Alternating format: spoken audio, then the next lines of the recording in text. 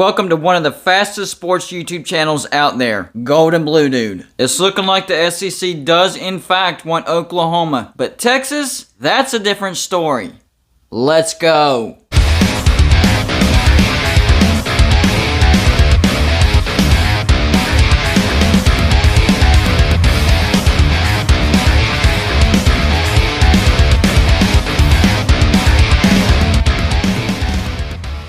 Hey, what's going on, everybody? It's me again, Golden Blue Dude. If you haven't already, go ahead and hit that like and subscribe button. I do college football videos every single day. That is what I do. Hey guys, don't forget to check out my good friends at tristatewoodsketch.com. They have a lot of shapes and sizes you can choose from, so I'm sure you'll find something you like. All you have to do is send them your picture that you want on that piece of wood, and he'll make it happen. Right now, he's running a great sale. If you go over to tristatewoodsketch.com and mention that Golden Blue Dude sent you, he'll give you buy one, get one free. So yesterday, I put out the video that Oklahoma and Texas both have reached out to the SEC. That's a fact. That's happened. And from the feedback that I'm getting and from sources, most of the SEC members do want Oklahoma. Texas, that's a different story. Right off the bat, I do know that Texas A&M and Missouri will vote no against Texas. And in order for the SEC to gain a new member, it has to take a vote, has to pass 75%. That means 11 out of 14 teams. And for Texas, they would already have 2 nay votes. That would be Missouri and Texas A&M.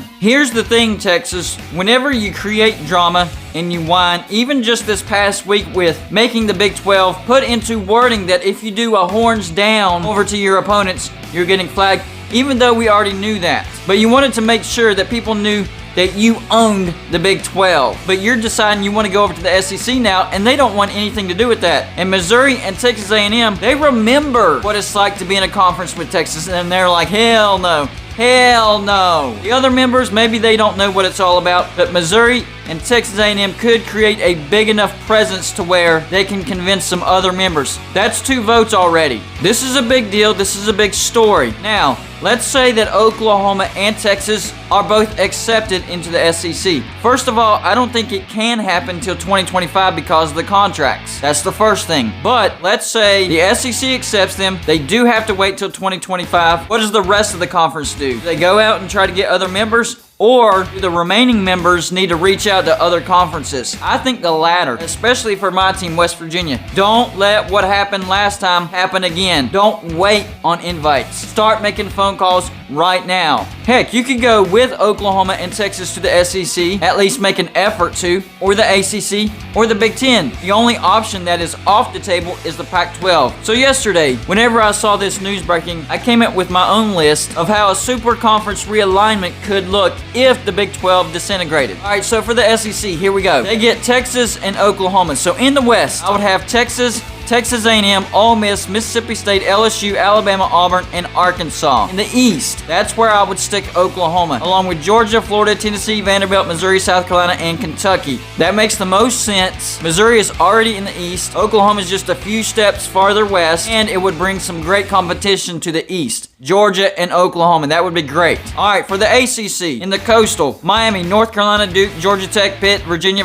Tech, and West Virginia. That's where I think West Virginia fits the best, in the ACC Coastal. In the Atlantic, NC State, Wake Forest, Clemson, Florida State, Louisville, Boston College, Syracuse, and Cincinnati. Yes, Cincinnati is the best group of 5 team right now. I think they've proved their worth, and they're a huge TV market. Put them in the ACC and put them in the Atlantic with Clemson. All right, now time for the Big 10. Big 10 East. I'm pulling Purdue over into the East. So there's Purdue, Ohio State, Indiana, Penn State, Maryland, Rutgers, Michigan, and Michigan State. Big 10 West, loaded.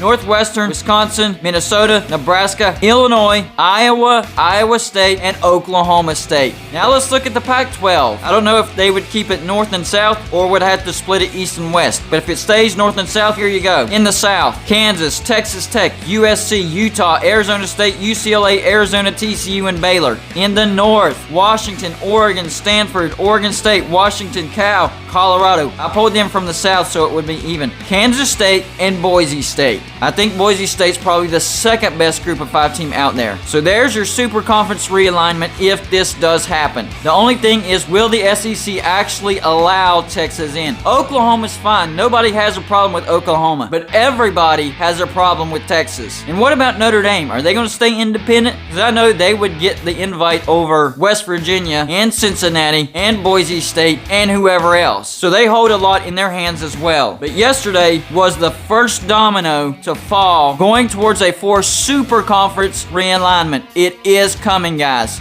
Just like when I said a 12-team playoff was coming. I got laughed at, but guess what? That's exactly what happened. It's coming, guys. We just better hope that our particular team, for me, West Virginia, starts acting now. That way they're not left in the dark. Reach out. Don't wait for the invite. You need to reach out. That's all I got for you for this show. Like and subscribe if you haven't already, and I'll see you on my next show.